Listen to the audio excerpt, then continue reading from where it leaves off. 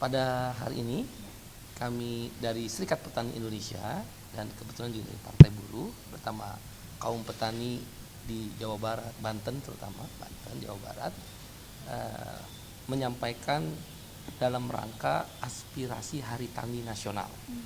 Ada beberapa hal yang kami disampaikan oleh Sekjen Serikat Petani Indonesia Ruli Ardiansa kepada Bapak Heru mewakili pihak istana. Yang pertama tentang reforma agraria, bagaimana redistribusi tanah untuk petani.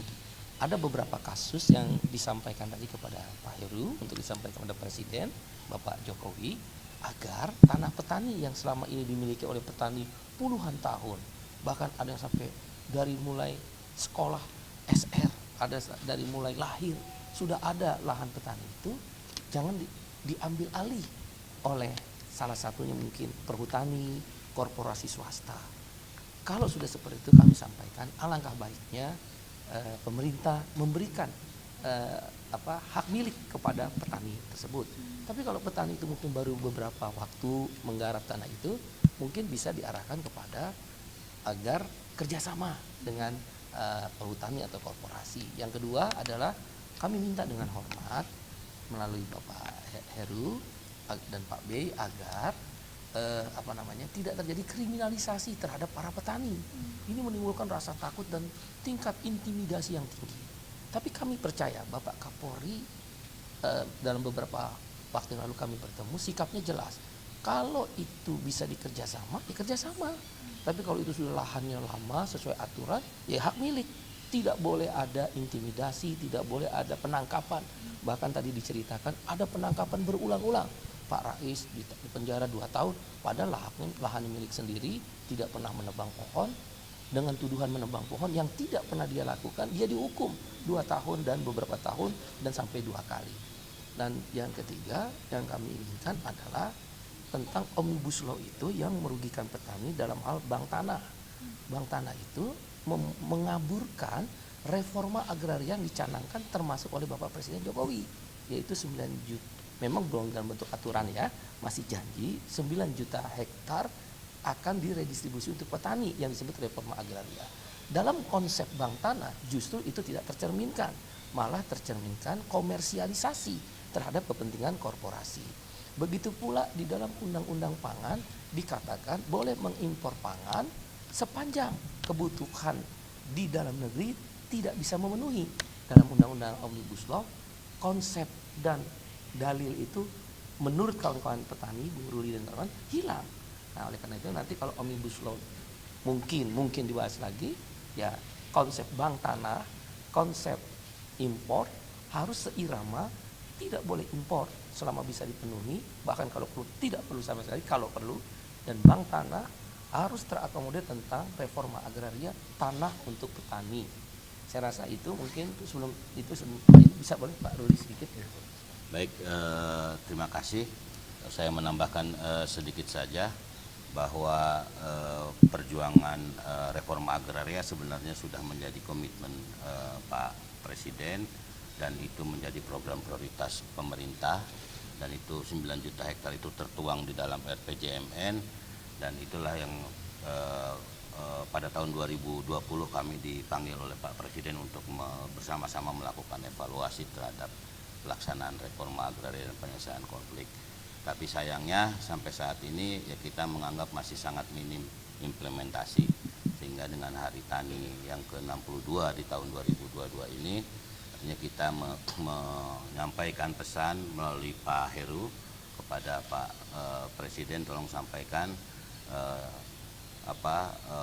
lokasi-lokasi prioritas yang sebenarnya tahun 2021 sudah kita rumuskan, itu juga belum banyak penyelesaian yang cukup signifikan, sehingga mudah-mudahan artinya ini ada tindak lanjut, apalagi sekarang Menteri ATR-nya baru dan komitmen sebenarnya Ibu Siti Nurbaya sebagai Menteri KLHK juga sebenarnya punya komitmen yang kuat, dan tentu bisa kita bicarakan lagi bagaimana upaya-upaya penyelesaian dan juga mengurangi, meminimalisir tindakan kriminalisasi di lapangan, karena kalau ini berlalu-lalu tidak ada penyelesaian, potensi pelanggaran HAM, kriminalisasi, penggusuran, penangkapan itu sangat besar kemungkinan terjadi di lapangan. Kasus kriminalisasi ataupun intimidasinya itu berarti kayak para petani ini dia sudah menggarap lahan tersebut, Ya. kemudian ada korporasi yang datang, Ya.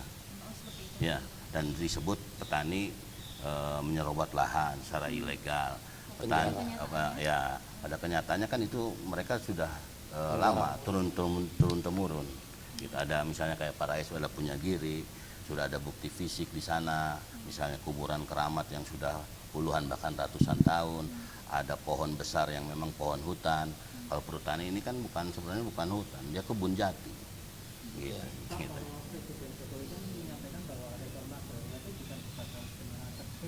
Ya. Perusahaan pemberdayaan. Ya.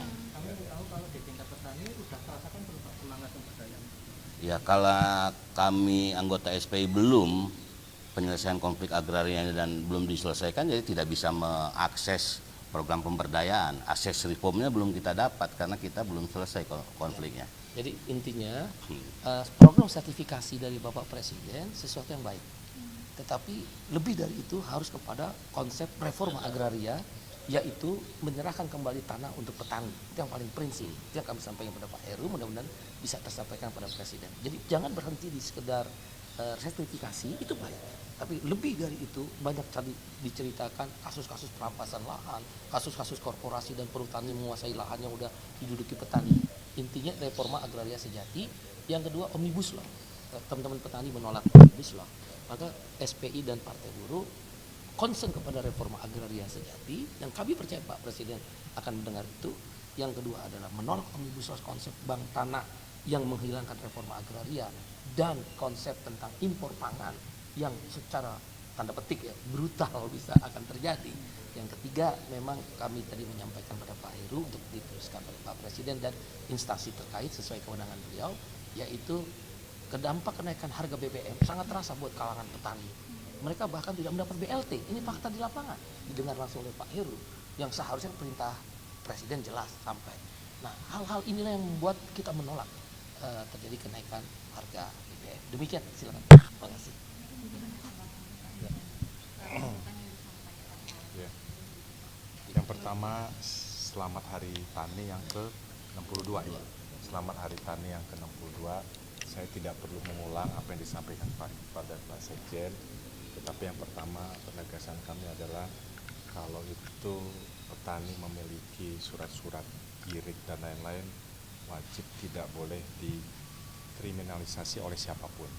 Maka dari itu tadi Pak Iqbal menyampaikan ada 34 poin, 34 masalah yang nanti kami akan pilah-pilah dan saya akan undang rapat instansi terkait mungkin minggu depan, karena saya Senin sampai Kamis tidak ada di Jakarta, mungkin Jumat dan hari berikutnya.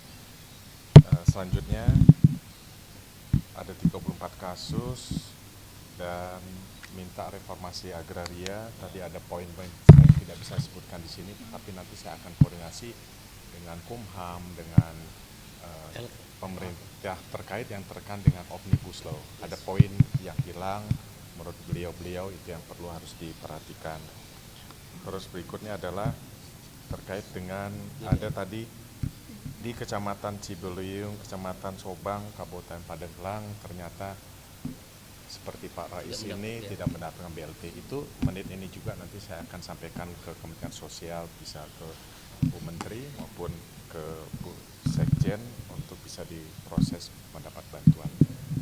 Ada banyak poin yang diskusi hari ini, tentunya saya akan tindak lanjuti, walaupun dia bilang sampaikan, saya minta maaf atas nama Bapak Presiden Republik Indonesia, maaf kepada seluruh jajaran petani jika ini belum ada tindak lanjutnya, dan saya akan pilah-pilah, semoga dari 34 kasus 1, 2, 3 insya Allah bisa, dan yang lainnya tentunya kita dudukkan pada porsi nanti kita diskusi.